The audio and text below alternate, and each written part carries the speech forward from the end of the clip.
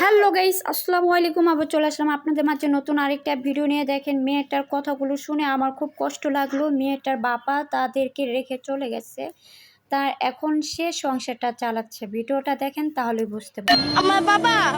আমার বাবা এবং কি আমার মারে রাস্তাঘাটে নিয়ে মারপিট করছে। এই কারণে আমার বাবা গেছে গা। আমার মারে ফেলে ঠিক গেছে গা। যখন ছোট ছোট আসছিলাম তখন ভিক্ষা করছি, ভিক্ষা করে তারপরে খাইছি।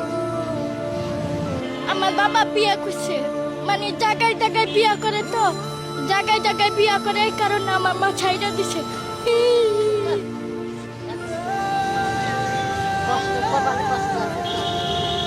তোমার মা বলে না তুমি রাস্তায় ভিক্ষা করো না?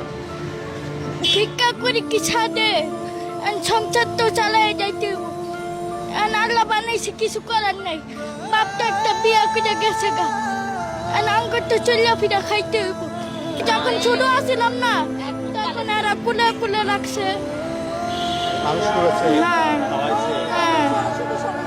এটা আমরাই মানুষ করছি, এর বাপ মানুষ না।